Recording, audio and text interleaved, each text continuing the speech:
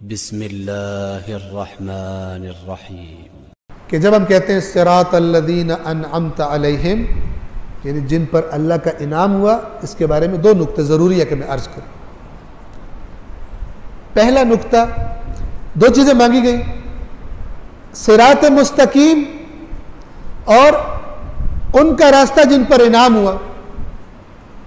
اللہ کے نبی نے حدیث ثقلین میں دونوں کو بیان کر دیا کہ میں تمہارے درمیان صراط مستقیم جو یہ قرآن ہے یہ چھوڑ کے جا رہا ہوں، اور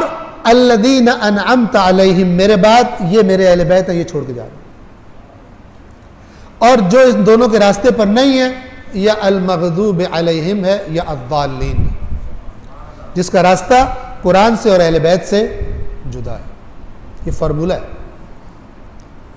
اگر ہمیں قرآن دے دیا جاتا لیکن سیرت رسول ہمارے سامنے نہ ہوتی تو پتہ نہیں کیا حالت ہوتی۔ لہذا اللہ نے یہ دعا مانگنی ہمیں سکھائی، ہدایت طلب کرو مجھ سے۔ اور یہاں پر جو اچھا نقطہ ہے وہ یہ ہے، مطلب سارے نکات اچھے ہیں، ایک بہترین نقطہ یہ ہے کہ بندے نے اللہ سے دعا مانگی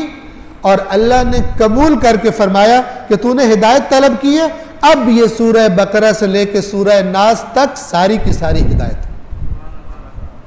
یعنی یہ دعا تیری مستجاب ہے، ہم نے ہدایت تیری کر دی۔ سورۃ الفاتحہ کو فاتحہ کہتے اس لیے کھولنے والی، یعنی قرآن مجید کا آغاز کرنے والی، اور اس سورہ کو قرآن کے آغاز میں خود رسول اللہ نے رکھوایا تھا، اسی لیے اس کو فاتحۃ الکتاب کہتے ہیں۔ توجہ فرما رہے ہیں۔ اور ایک آخری نقطہ سورۃ الفاتحہ کے حوالے سے اسی انعمت علیہم کہ جن پر تو نے انعام کیا وہ انبیاء ہیں، رسول اللہ ہے، مثلا اہل بیت ہیں، اور اللہ کے رسول کی حمایت کرنے والے، دین کے لیے قربانیاں دینے والے اللہ کے رسول کے سچے اصحاب ہیں، ان کا راستہ ہے یہ۔ اب آپ دیکھیں رسول اللہ کی زندگی دیکھیں، اگر ہم کہیں کہ تمام مخلوقات میں سے سب سے زیادہ نعمتیں اللہ نے کس کو دی تھی، ہم کہیں گے رسول اللہ کو۔ لیکن رسول اللہ کے پاس دنیا کا مال کتنا زیادہ تھا، اور اس کے بعد اہل بیت کی زندگیاں دیکھ لیں، مولا علی کی زندگی دیکھ لیں، امام حسن امام حسین علیہ السلام کی زندگی دیکھ لیں، ٹھیک ہے،